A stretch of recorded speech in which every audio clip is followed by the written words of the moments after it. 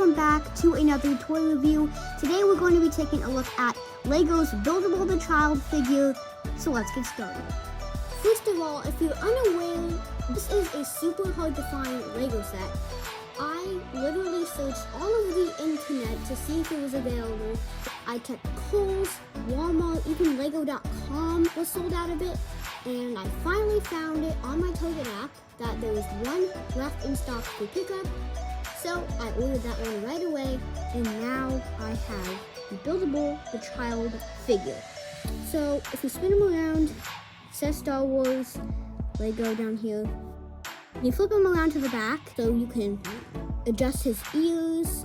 He stands 7.5 inches tall, so that's smaller than the Squishmallow Baby Yoda, and the Squishmallow Baby Yoda is pretty small. My Mattel the Child plush is bigger than him, so he is a smaller figure, but not that much smaller because he is going to look huge when I display him, either in one of my cubes or on top of my cube shelf. He does include a minifigure of the child. I've really been wanting the child minifigure. So I am going to be doing a speed build of this set, so not the entire build of it, but I will be doing some parts like the frame of the body and maybe attaching the little pieces around him and building some of the head. So you won't see the complete build of the actual figure, but you will see the figure completed and some of the main parts that really goes into building the child. So there's a lot of different ways you can display him. You can open his mouth even, so it has little teeth and a tongue in there. I'm going to review him after the build is done, so you guys will be able to see all the different features he has and if he is a really good buildable figure, which he probably will be, because this is probably one of the most valuable and one of my most personal favorites in my collection. So I'm going to get him out of the box, out the building process, and I cannot wait to see this figure done. So let's get started with the build.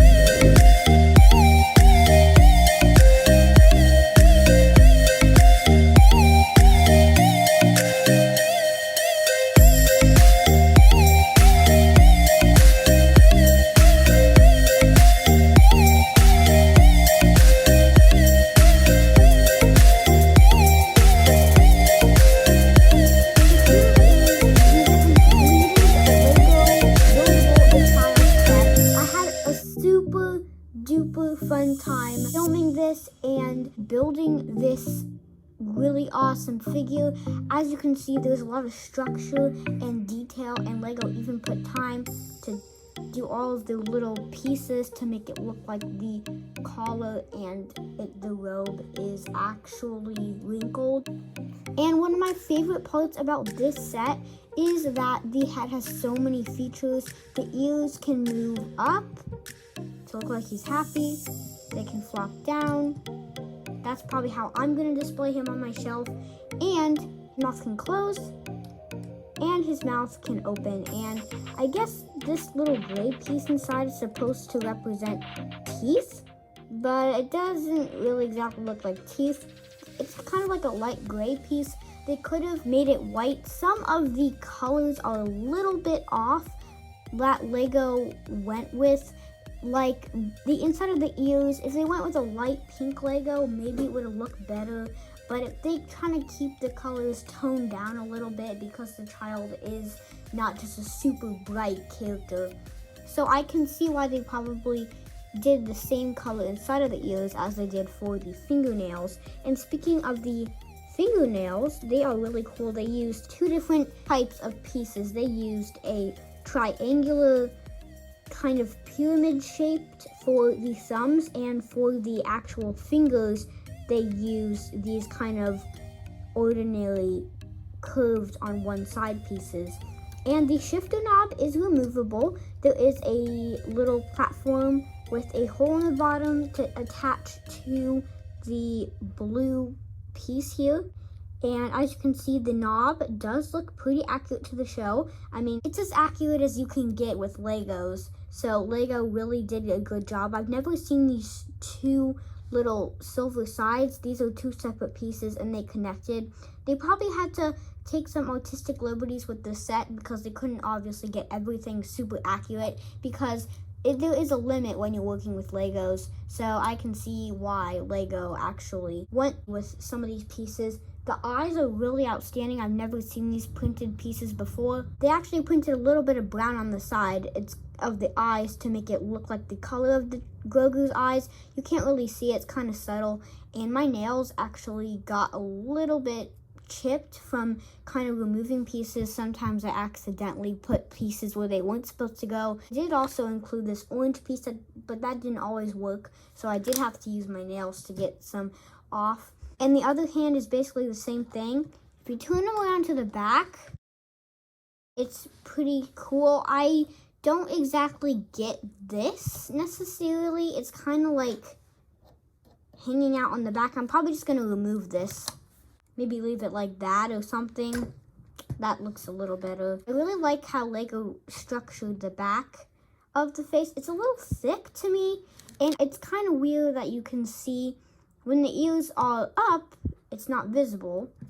But when the ears are down, you can see the gray pieces in where the bulbs that actually make the ear attach, if you can see there. So if you have the ears up, that's not a problem. But if they're down, which is how I'm going to display him, if you get a side view, it shows some gray, and there is a gray up here. So some of the gray pieces are visible, like right here around the chin area. So they could have just made all the color of his skin, but for whatever reason, Lego wanted to go with the gray color under the skin to separate them. I don't know why Lego did it, and I can't control them, but overall this is a really, really cool set. I like how you can actually see the Sherpa collar separated from the actual robe. Now, if you saw me building in my speed build, you would see that I built the frame. So these are just pieces, 4 little pieces that I built that are attachable to that frame I built in day 1. And it was really easy to do. The frame was pretty easy. The instruction booklet, as you can see, it has the page that is on the front of the box, and it has the set number. The booklet is actually, it's thick, but not as thick as some Lego sets I've built in the past. So the figure is really cool overall. Now, speaking of figures, let's take a look at the child minifigure, because this is one of the ones I've been really excited about. this is like one of my favorite parts of the set. So the child here, he is actually one of the smallest Lego minifigures I have ever seen. And along with the Mandalorian minifigure from one of my previous Mandalorian sets, they look great together. And he does have a peg on the bottom. So if you raise Mandalorian's arm, I have to turn the other hand that way. I'm having some difficulties. I thought he could hold him, but I don't think so. And the arms, sadly, they are too tiny to bend, so they're always going to be up. But that's okay, because he's really, really tiny. And you guys may think he looks big, but look how tiny he is. He's that small compared to this giant buildable character. So definitely small.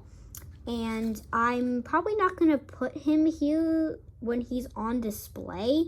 But for now, just for the review, I'm going to put him on his base. And this is actually a really cool addition that Lego did. Sorry about the glare. I'm not filming in my usual filming area with my white background and everything. I'm filming on my desk because this is where I actually built this figure. But I really, really like this blueprint of the child. It's a really nice illustration here of the Lego set, and it really does capture a lot of the character from the buildable set. And it has some information here. All of this picture here, it's not printed on. It is actually a sticker. And sometimes stickers can be annoying, but since this one's long, I placed it perfectly. So I'm glad I did. Otherwise, it would be a pain trying to get the sticker off of this piece. So it says his home world is unknown. His species is unknown because we obviously don't know Grogu's species. His age is 50. His height is 0.337 meters high, which I guess is 7.5 inches because that's what the box said. And his primary associate is the Mandalorian, and his favorite toy is the Raise the Crest shifter knob, which they also included in the set. And it does say Star Wars. And it would be cool if this set came out after the season 2 launch of the episode where we found out his real name, because this does just say the child. So it would have been really cool if it did say Grogu. So overall, I'm really happy to have this Lego set, and $80 is not bad for, the minifigure, the stand, obviously the entire character with the knob, and it is really cool. So definitely worth it. This is, right now, one of the cheapest ways you can get the child minifigure, but the most cheap Lego set that includes the child is the Encounter on Tatooine Lego set from the Mandalorian. That one comes with the Beskar armor Mandalorian. So as you can see, my minifig, he has the armor from season 1, not cleaned up yet, but the new one does include the Beskar armor Mando, along with the speeder bike and a Tusken Raider. I did a video on that along with another action figure of Baby Yoda that I ordered. That one's coming in May. But the Lego set I did not order because they are sold out. Pre-orders became available January 1st, and they've been sold out every website, mostly because of Beskar armor Mando, and it's the cheapest way to get the child. The set's decent, but I would rather have the minifigures over that Lego set. But if it becomes available, I'll decide if I want it or not.